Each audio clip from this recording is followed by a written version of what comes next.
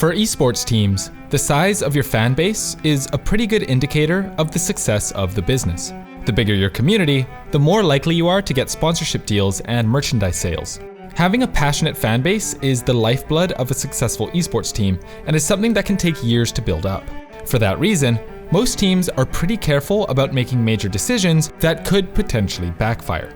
But what if, one day, your favorite esports org suddenly dropped their entire roster, blamed visa issues for the decision, and relocated to China? Well, this is the story of how one Overwatch team abandoned their roster and completely imploded their community. This is the LA Valiant.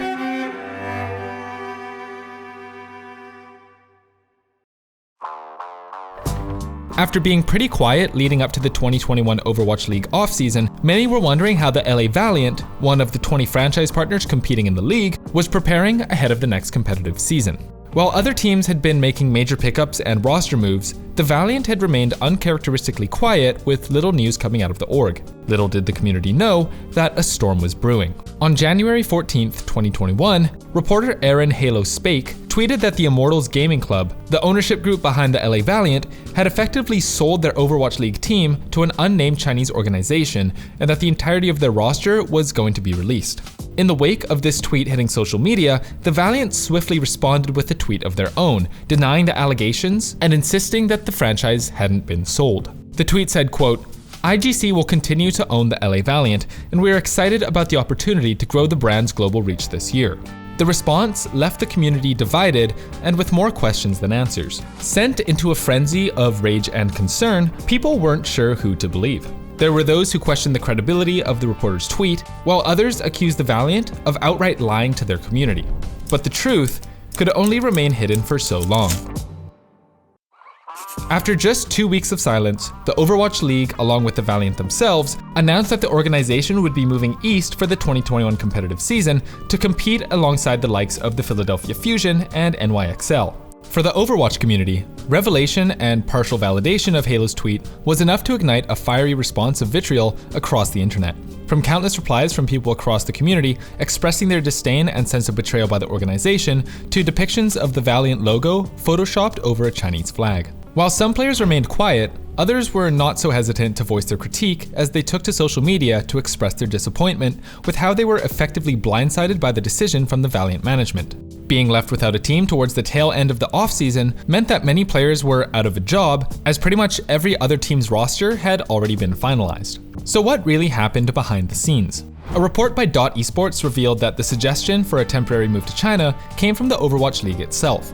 Around late October to early November, the league reportedly gave this option to a number of teams, including the Valiant. With the London Spitfire moving back to the West and the Fusion shifting operations for the next season over to the Asian Pacific, the league would have difficulties building a schedule for a region with only 7 teams. By late November, a major decision had been made, but one that would come at a great cost and forever damage the Valiant brand. With the league's consent, the Valiant decided to take up this suggestion and move to China. However, given the current global health situation, it would not be possible to relocate the franchise while keeping the current players and staff. In an interview with the Washington Post, said that the organization and Overwatch League concluded that it would be impossible to secure visas for the team's players to get to China, and that it was obviously a challenging situation and a tough decision to make, knowing that livelihoods were involved. Over the holiday season, Immortals signed a 1-year operating agreement with the Chinese esports organization Lingan Esports. While control of the LA Valiant franchise was handed over to Lingan as a part of the transition to the Asian Pacific, ownership of the franchise and its associated properties would remain with the Immortals. Unsurprisingly, news of this did not go over well with the Overwatch community, who were watching a once trusted organization betray pretty much everyone. Former Valiant player turned desk analyst Scott Kennedy was just one of many who expressed their frustrations, tweeting, quote, "Moving your entire LA-based team to make a Chinese team, and then using COVID-related visa issues as the reason you're dropping your team?" And advocated for other organizations to give the dropped players a chance after being more or less blindsided and abandoned by their ownership group at such a late stage in the offseason.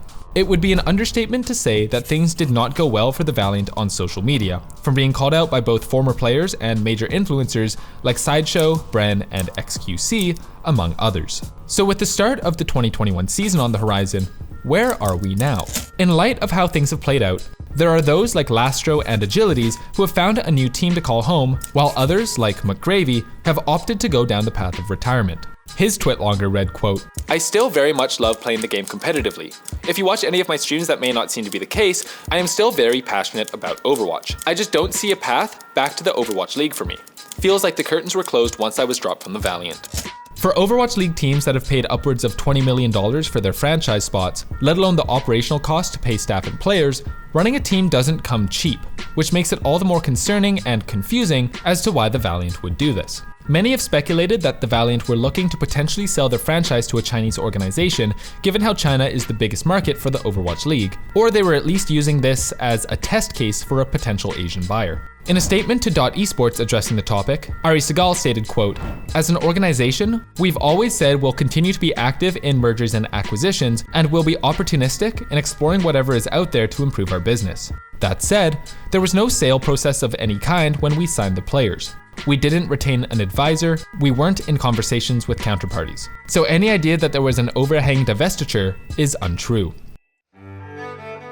Before this PR disaster, the Valiant were an organization that were beloved by many for their investments when it came to supporting local watch parties and hosting community-oriented tournaments, in addition to their advocacy for social issues like the Overwatch League's first LGBTQ partnership. In terms of management, things are moving along for the Valiant in China, but the team has more or less remained silent on social media, with the last tweet being on February 20th. They've also refrained from engaging in any discussion, questioning, or criticizing their move to China. Many still recall the mess that was the LA Valiant in-and-out debacle as the worst thing the organization had ever done. But now, they've somehow managed to one-up themselves, and I think we can say they are one of the most disliked teams of all time. Despite the great deal of good that the Valiant can be remembered for, most fans have already left the brand after being burned. Much like how the community turned against the Vancouver Titans after the controversial management and release of their fan-favorite Korean roster, it's important not to direct negativity or hate towards the new players. After all, it's not their fault they were signed by an organization who did their fan base wrong. While there's a proverb that time can heal any wounds, it doesn't look like people are going to forgive or forget about this anytime soon.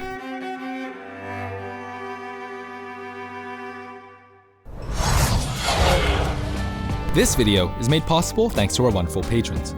Massive thank you to everyone on this list, and shout out to Jason, Foxy, Lyra, Mauve, Nate, Nathan, Oshayo, Rashad, Sierra, Shampoo Weeaboo, and Spartacus for being Platinum supporters.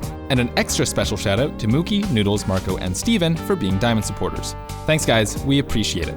If you also want to support our channel and unlock perks, check out the Patreon link in the description below, or join our Discord server. If you want to help us out in a different way, leaving a like, subscribing, and hitting the bell to stay up to date is also appreciated. My name is Jonah, thanks for watching.